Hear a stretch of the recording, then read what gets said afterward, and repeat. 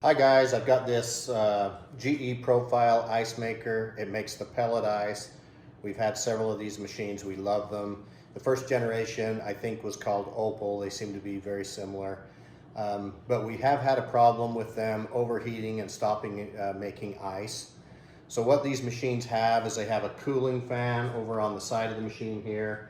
That fan seems to stop working, or the fins that the fan pushes air through get full of dust and you have to clean that out. So you have to get the cooling working good again for the ice machine to work. So I wanted to take some time and show you a fix that we've found.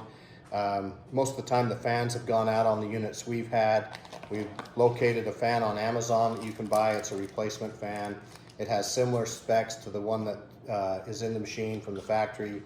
If you can get a factory one, I'd recommend that. But we found that this one works. They're very inexpensive. I think we got a 2-pack for around $25 or something like that. So very reasonable, and most of the time it's gotten these machines back up and running.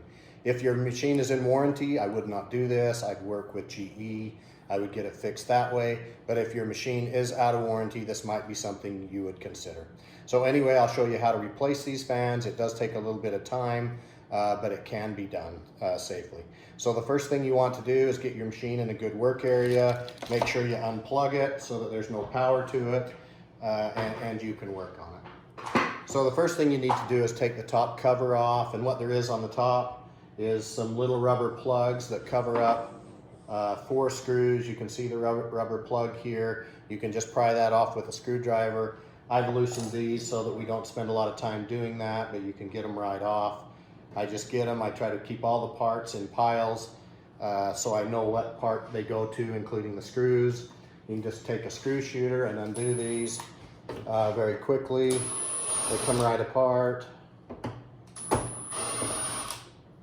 This one has a magnetic tip on it, so the screw stays right with the machine.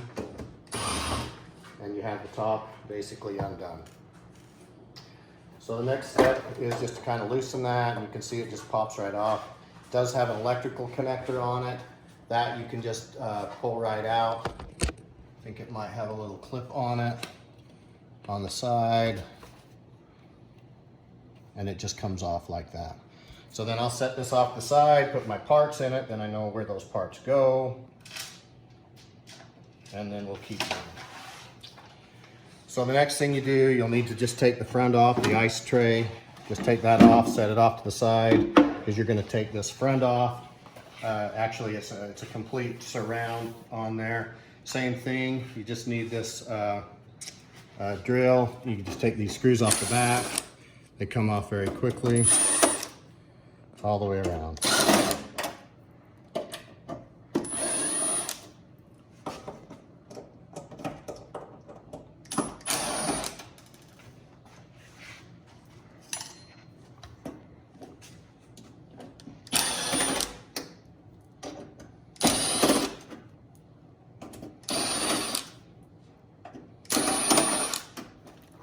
Just like that, set those all in a pile. They are a little different than the other screws, so I just kind of keep them separate so I know what goes where. This just pulls right off of here. You just have to kind of work it loose, and away it goes. I like to keep these hooked in, otherwise water might leak out, and just set it off to the side. You can actually unsnap that. It just clips and holds there, just like that.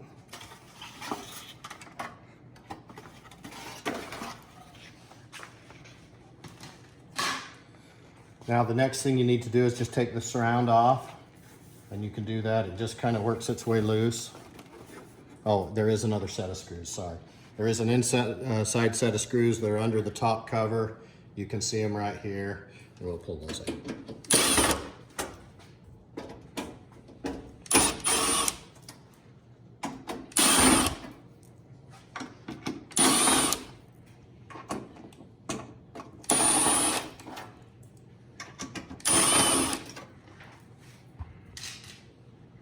All right, so once you've done that, you should be able to just work this out of here as easy as you can. There are 2 connectors that connect the power on switch. One is white and one is black. You can see them right here. They just have a little clip. You just push down on that clip and they just come apart. So you can see the little lever there, push down on that lever, and they just pull apart. When you put them back together, it's just black to black, white to white, and away you go. So we'll pull those off the side and we'll take the front right off.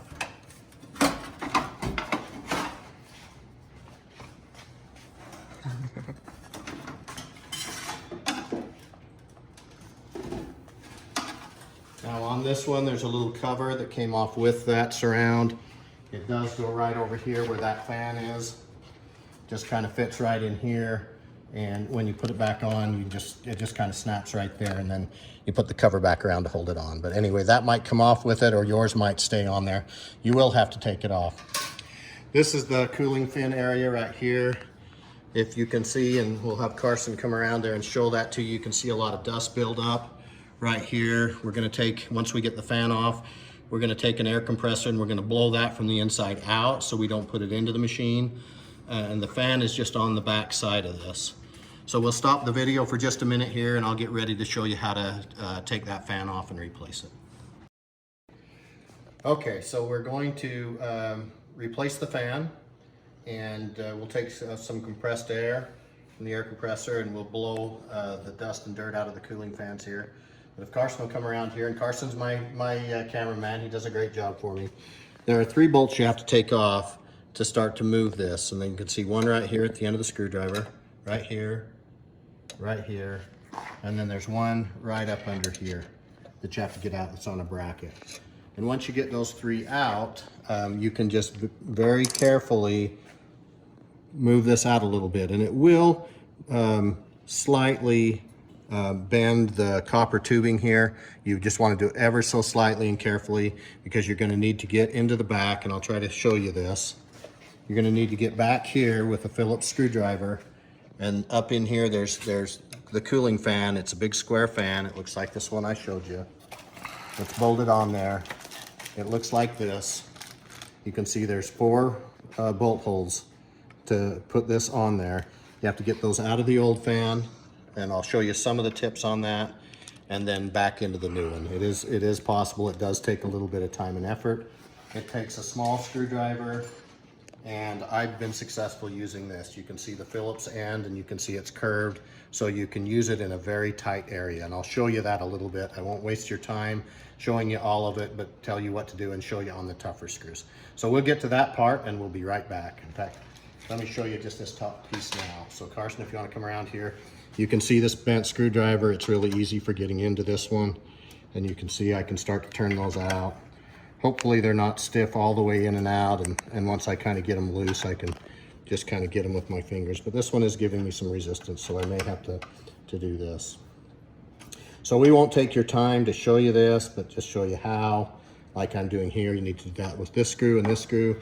I'll use the screw shooter under here for this last one. We'll get to that point, and then I'll show you how to take the fan off. Okay, so I've got those 3 screws out now, and you can see that this is loose. You can see that I can kind of just work it very, very gently out of ways to the point where I can get in there and start to work on those screws. You do not want to bend this much. You do not want to break any of this copper tubing. You want to just get yourself enough room to get back in there and start working on those screws. This is a pretty tedious part of this procedure, because you're going to work that screwdriver in there, and you're going to take each one of these out one by one. Hey, do you want to back up on me, show them it? So Carson will try to get in there. The screw is on the back side of the 4 corners. I use this tool to get in there in all 4 places. I can usually get those from the front or from the back right through here. I can get those 2, and then I get these 2 just right here from this angle. Oh, I can see the back. So if he can kind of see me, I'll show you this. I get it on there. You just have to kind of, you can't really see it, but you have to just kind of do it by feel. Get it in there and start to unscrew that. See, that broke that one free. So now I can just work that one out. I do this in this corner. This one's actually a pretty easy one to get to. I just broke that one free. I hope you can see this from the angle Carson has. Yeah, I got it. And then on these, you just reach in from this direction right here and get them right there and right there. So I'll work on that, and then we'll come back. So one thing I do want to show you is once you get these screws loose, you can just kind of finish it by hand and pull them out. They are fairly long, as you see this one come out. You can see it there, what they are. And then on this one, I slid the machine over onto the edge of the countertop so that I could use the distance down here to get it out. And you can see I've mostly got it out now, but you can see that I get a lot more distance on turning the screw. Again, once you get it loose enough, you can work it out by hand. You do have to go a couple of turns to get them loose enough. So you can see that one's now out. And these, it is easier to get them in here. You can do it just like this on both of them. I'll finish getting those out right now. So when you take this screw out, and I've got this one loose, it comes right out. And then there's a bracket right here you need to take off, and you can just kind of pull it to the front, move the fan a little bit out of the way. And you can see you'll need to put that back in. Same thing, once you kind of get this fan started, you'll slide that back in. And it's one of the screws you took out early on to release this whole mechanism. And then this lower fan screw goes through here and holds it in place. So we'll just set that off to the side for now. And one more screw and we will pull the fan off. And it's up here in the top corner. It's the last one, at least I've done.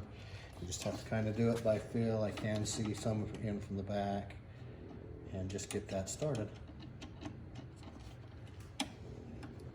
There it is, and there it's loose. So I'll keep working with that for a minute. You can see the fan is now slipping out of the way. That actually gives me some more room as I continue to work this out until it's loose enough for me to get it with my hands.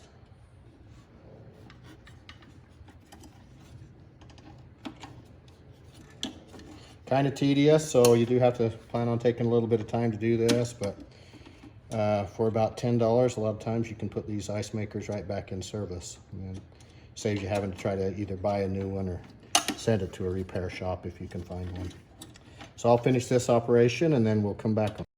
Okay, so I've got that last screw loose. I'll just pull it out. Now that fan is free. So we'll open the computer box here and we'll disconnect the old fan. You can see there's just a ridge here that fits into this slot, so you can just take a small screwdriver and just kind of pull that open. Then you can see where this fan plugs in. You can just follow the wire right here. It's this black and red. It's kind of a twisted one. You can just follow it up to where it fits, and you can just disconnect it right here. I think you just have to.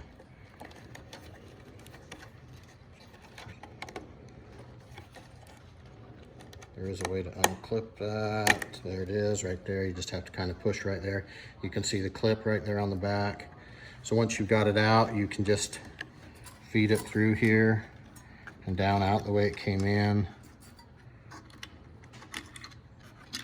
Like that. And then your fan should be free and you can just feed it out right out the side like this. So as I pull the old fan out, we'll set it off to the side and then we'll show you. I just have an air compressor here to blow this out and make sure I get those fins cleaned out well. So here it is. It just has a regular blower end you can put on it. My wife's gonna love me because I'm gonna blow dust in her kitchen. That's okay. And you can see, you just get behind this and you can see all that dust that's coming out. And that all makes it so it doesn't spill as much. Now we do live in the desert near Las Vegas, so we probably have more dust. But you need to get that cleaned out as much as you can. I typically try to blow it out of the machine, but I will finish it off this way. Just try to get as much of that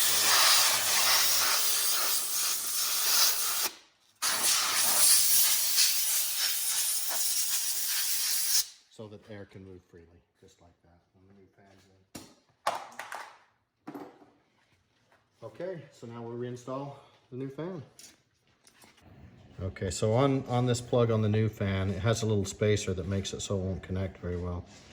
So I take my son's pliers that he got with this 3D printer.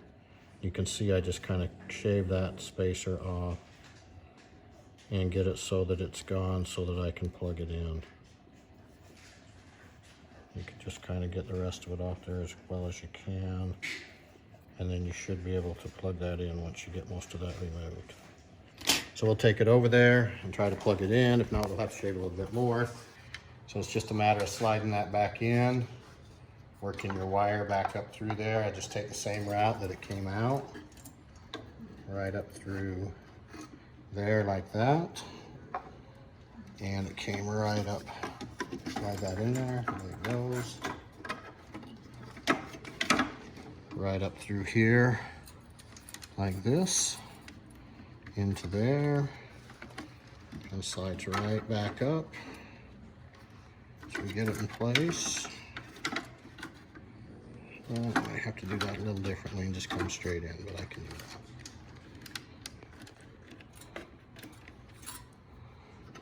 So, instead of going out, we'll just go right up the side.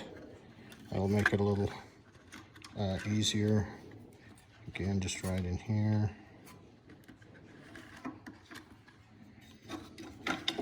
Once we're there, it should plug right in. Except my fan turned just a little bit. There we go. And it'll go right back in there. And you just have to plug it in.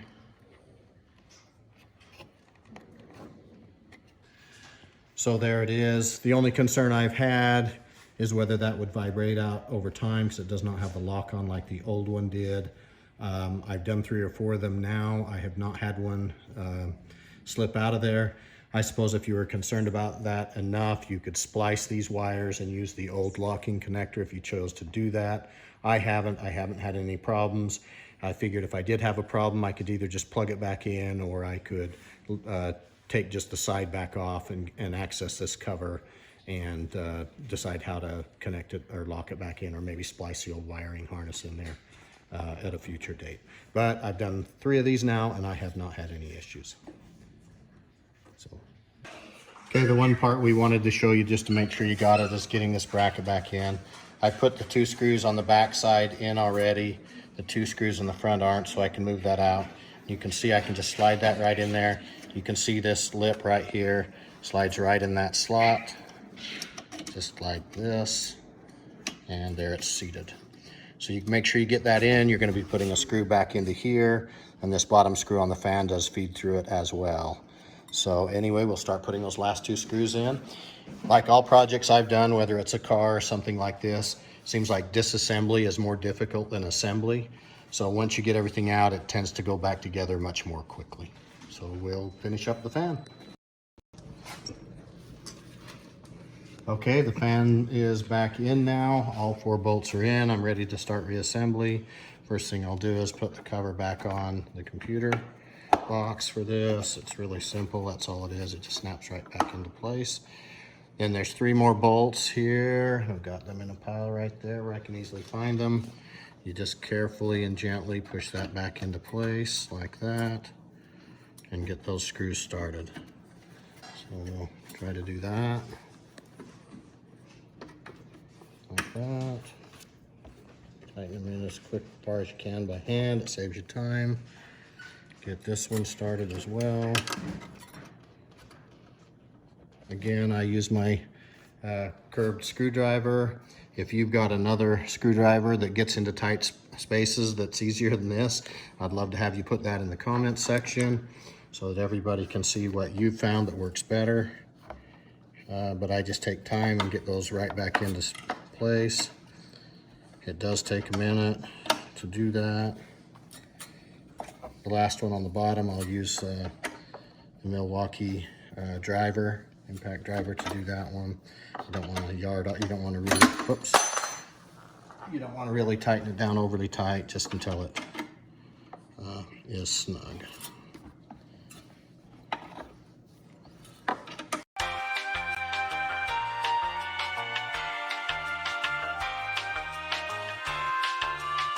So the last one, I'll just use my driver right down here. You just kind of have to feed it in. Mine's magnetic, so it does kind of help. You just have to feed it down in there when you got the hole.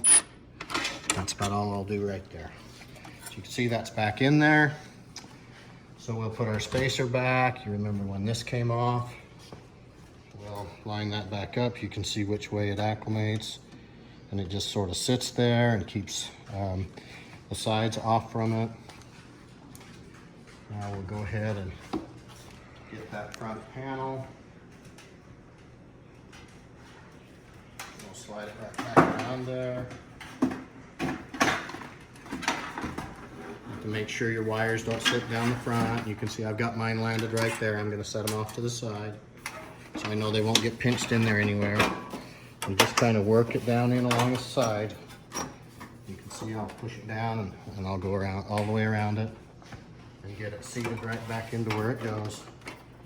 Work the front end next, and then I just follow it right around to this back side and get it all seated right down in there. You can see I've got that now. Run my hand all the way around it. If you remember right, we had 1, 2, 3, 4, 5, 6, 7, 8 interior bolts. Those 8 are right here. And I just put them on by hand at first. I've always learned to do that from a lot of vehicles I've worked in. I find you don't strip them if you do that.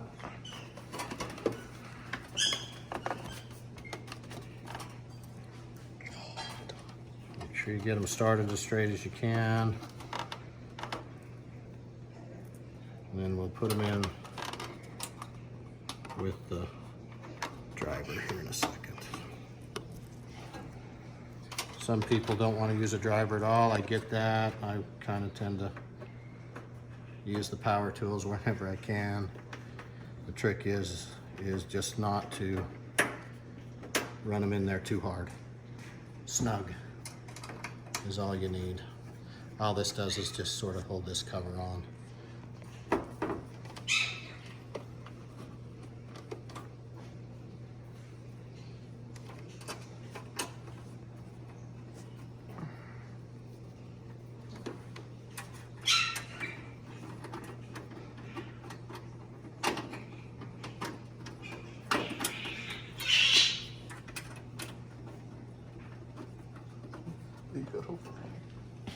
All right, so now we'll just run those down. I just do it really slow. You can see I do not even wait for it to click. As soon as I kind of see it move the metal down, I'm off from it.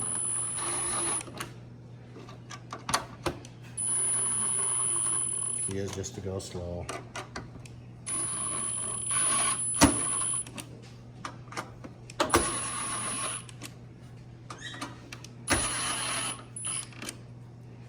If you're careful, you don't strip them out. Just like that. So now the next part we have,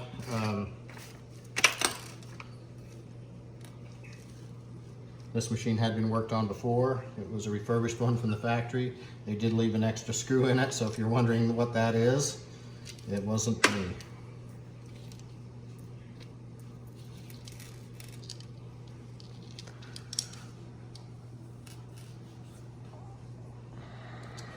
Now what we want to do is reconnect the front, and if you remember, this had a connector right here on the top. Now let's see, let's do these other two first. Won't you do the back plate first? So we'll do these two first. Remember these two? So you have white to white snap and black to black snap, and you can see that the little holding tab right there goes into the part with the lock on it, so that's how you know how to acclimate it. Snap that in like that, and set this up here and get ready for which side it goes, and it goes on. So if I can get it so you can see it. So it just goes right on there. Snap just like that. Maybe I've got to turn that over. Let's see. Had it right the first time. Snaps in just like that. Okay, so now all the wiring is back together. I'm gonna run this around the switch because I just like, well, I guess those are designed to go like that. I don't like the way they've routed that. I think probably when it was refurbished they did that. I'm gonna change that really quickly. So these are around the switch. I think it fits better. we'll snap them right back together. They'll lay right down in that groove nicely. Just like that. I like that better. And you can see, you put the front in first, you can see these tabs right here. You slide them down in those slots right there. You have to just kind of work that on, work that in. And you take your back plate right here, work that in with it. Just kind of move all of this back in there like it was. Try to make it sure it doesn't touch, but is in there. And you can see this slips right in there.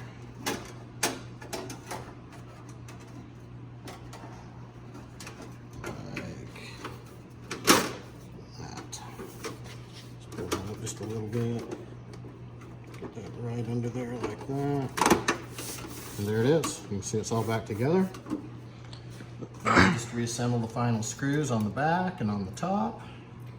And we'll plug this machine in and see what we... I'll cut that. So you can see I'll do the same thing here. I just try to be really careful. Like I say, for those of you who like to do it by hand, I get it. I've just learned to be very careful and use the machinery.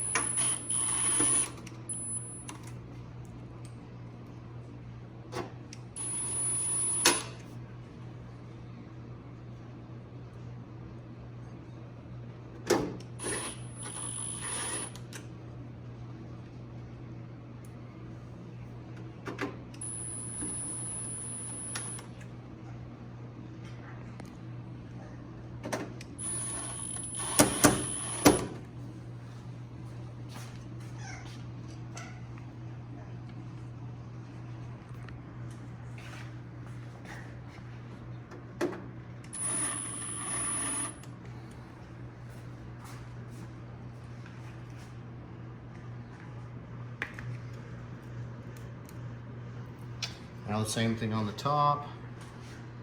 Just put it on the machine. Very gently run those down.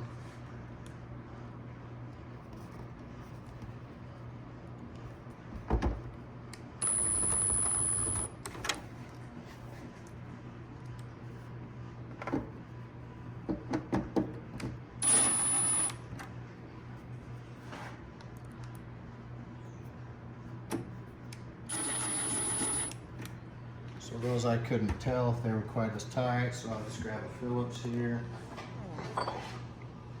and just make sure they're snug. Right there. Right there. That's good.